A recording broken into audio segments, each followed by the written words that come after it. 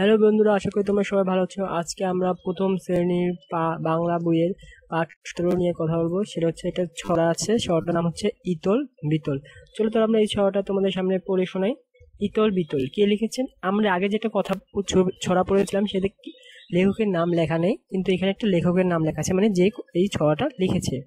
So এই যে লিখেছে হচ্ছে সুফিয়া কামাল। সুফিয়া কামাল, তাহলে পরীক্ষার সময় তোমাদের এই সুফিয়া কামালটা লিখতে হবে, ঠিক আছে বন্ধুরা? ওকে, তাহলে ইতল বিতল লিখেছেন সুফিয়া কামাল। ইতল বিতল গাছের পাতা, গাছের তলায় ব্যাঙের ছাতা। দেখি, ইতল বিতল গাছের পাতা, গাছের তলায় ব্যাঙের ছাতা, বৃষ্টি পড়ে ভাঙে ছাতা, ডোবায় ডুবে ব্যাঙের মাথা। ওকে বন্ধুরা, আমার আরেকবার হচ্ছে তোমাদের বানাম করে পড়ে দেয়। শীতল ইতল বসে বিতল বিতল, ইতল বিতল গাছ ছেড় গাছে পা তা পাতা, ইতল বিতল গাছের পাতা, গাছ ছেড় গাছের তলায় ব্যাঙের উময়কার ব্যাঙের ছাতা।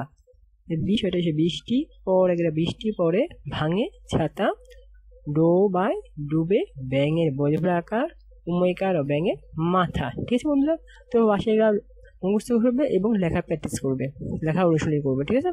ওকে, এখানে কটা ছবি দেখতে পাচ্ছি অজানা। এটা পাতা, ঠিক আছে? এটা কি পাতা? পাতা বানাম কি আমার কেউ বলতে পারি?